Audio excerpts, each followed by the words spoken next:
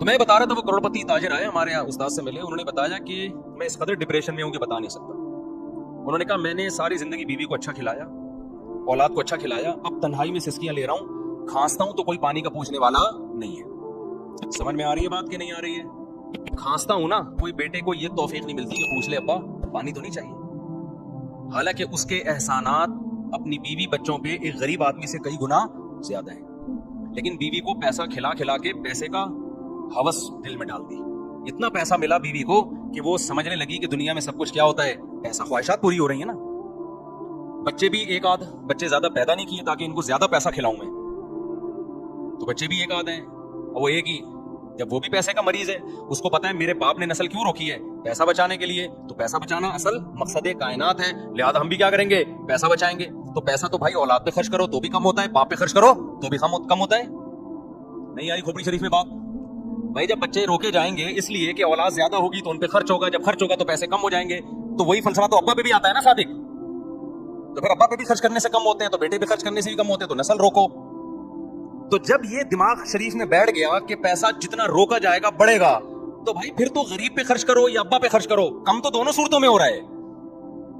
کیوں نہیں سمجھ میں آ رہی؟ کاش میں کسی طرح نہ اپنی باتیں کھوپڑیوں میں ڈال دوں, مجھے سمجھ میں نہیں آتا میں سمجھاؤں کیسے. ایک ہی ٹاپک کو میں 20 سال سے چیخ رہا ہوں, لیکن لوگ سمجھ نہیں پا رہے یا میرے اندر طاقت نہیں ہے سمجھانے کی.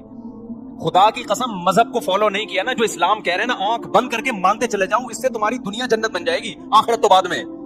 ہم نے تو علماء کو دیکھا ہے, خدا کی قسم جیب میں تھیلا نہیں ہے, ایسے خوش ہیں اتنے. ہم پیغمبر سے بڑھ کر کون ہوگا؟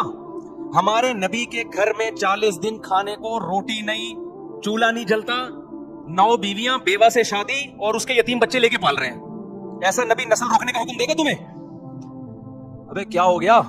دیکھو ایک نبی ہے جو غربت کی انتہا کو پہنچا ہوا ہے, وہ شادی بھی کتنی کر رہا ہے؟ 9 بیویاں ایٹ اے ٹائم.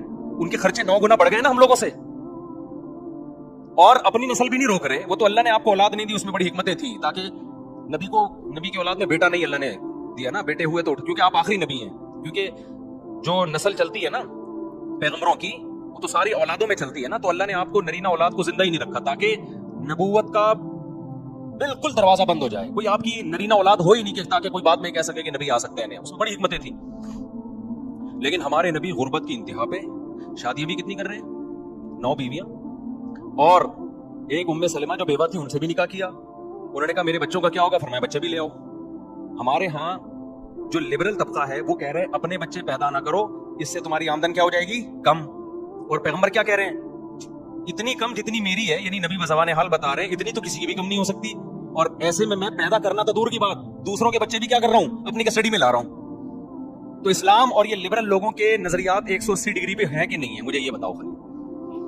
تو اسلام کیا سمجھانا چاہ رہے ہیں پیغمبر کی سیرت سے؟ بھائی پیسہ کماؤ, فکر کرو, لیکن انسانوں پہ خرچ کرنا مت چھوڑو. نہ انسان کی نسل کو روکو یہ سوچ کے کہ کھا جائے گا ہم سے, نہ ماں باپ پہ خرچ کرنا روکو یہ سوچ کے کہ کم ہو جائیں گے.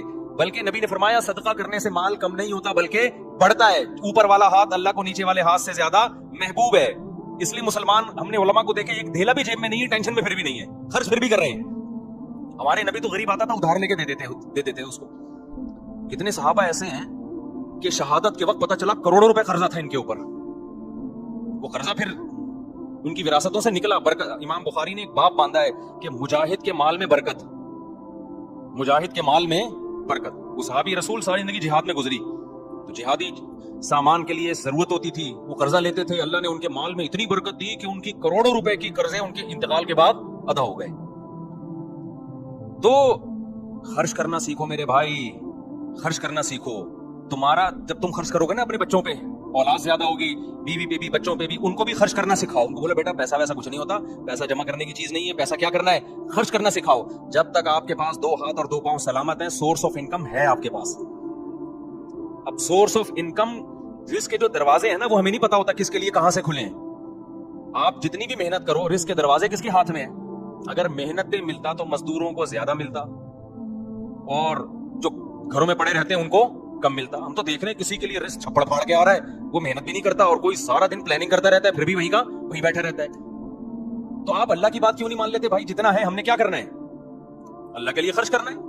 تو اللہ کی بات مان لو اور اللہ پہ کیا کرو؟ توکل. پھر اگر غربت بھی آئے گی تو آپ کہو گے مجھے کس نے غریب رکھا ہوا ہے؟ اللہ نے. تو میں اس تقدیر پہ راضی ہوں.